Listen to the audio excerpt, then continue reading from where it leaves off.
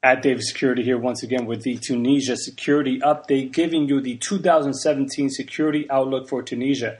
Now, this video is mainly intended for international organizations operating in Tunisia, thinking about operating in Tunisia, also for expats living in Tunisia, and also I want to share some information that could possibly help travelers as they make their decision about traveling and visiting Tunisia. An overall security video for people interested in the security situation in Tunisia. Obviously, I want to do this in less than 5 minutes, and there's a lot to cover, so let's just get right into it. Before we do, let me just point out that as we speak right now, there's an inquest taking place in London regarding the attack in Sousse. So as we speak right now, this inquest is taking place, and there's a lot of information that unfortunately is not looking too well for Tunisia, for the tourism sector and so forth on a PR standpoint, because a lot of the information, a lot of the shortcomings that happened on that day, during the attack is coming out. So a lot of people weren't aware about the shortcomings, about the security flaws of that day. So unfortunately, that information is coming out. But you know, it's also we can also say that Tunisian security forces have come a long way from that day, and that there's been a lot of improvement, if you will, on as far as response, as far as capabilities, and so forth. But my hearts go out to the families out there in London and from that most unfortunate event. But let's just get right into the outlook for 2017 for Tunisia. So what we got here, the first thing I want to talk about is the theme of this year. The theme of this year for Tunisia is how they, or the theme or the challenge is how they deal with the returning fighters, terrorists, criminals, jihadists, whatever you want to call them. Tunisians that went abroad, mainly young males that went abroad, they're coming back home. And that is the question. How are Tunisian security forces, the government, the legal system, politically, ideologically, how are they going to deal with that? And that's really going to be the test for Tunisia this year. And it's going to make or break them in terms of success and progress. So that is the question, is how do they deal with this threat, this situation, this dynamic that's taking place in the country. Now, I briefly mentioned that Tunisian security forces, their capability and their response has improved.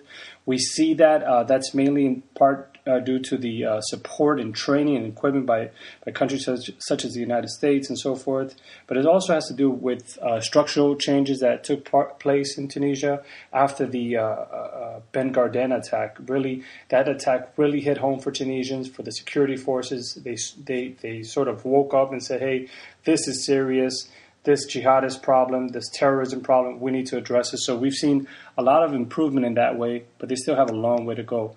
When we talk about improvement, we're mainly talking about their counterterrorism capabilities, their ability to foil plots, to identify threats before they develop.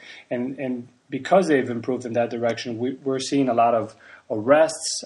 We recently saw, in a span of a week, we saw over 7 cells being disrupted, or members of the cells being arrested. So very active, very proactive on the Tunisian security side.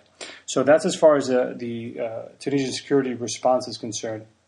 Now, the travel warnings and advisories, very hot topic. I see Western countries being very conservative for Tunisia until they see a sort of 2016 was a very, compared to 2015, 2016 was a relatively peaceful and smooth year for Tunisia. We saw a lot of progress, a lot of stability.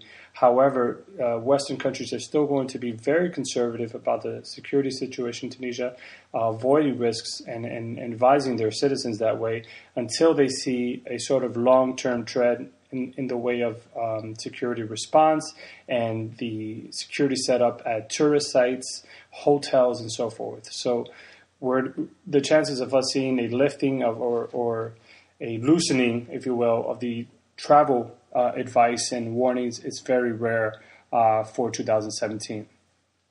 Anyway, I'm about to hit my 5-minute mark here, and I just wanted to, once again, put a lot of value in this video. There's a lot of articles that you can read that I briefly touched upon.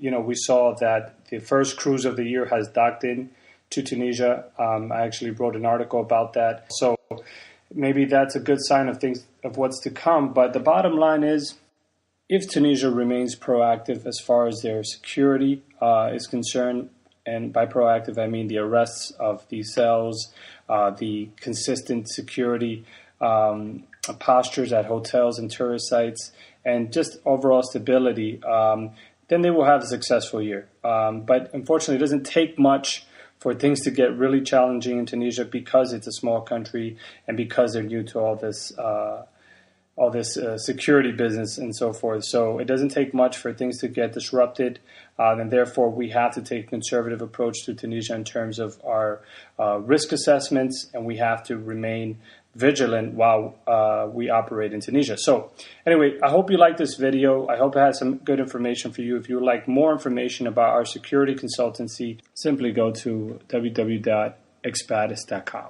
So that's the video for today. Hope you have a safe and prosperous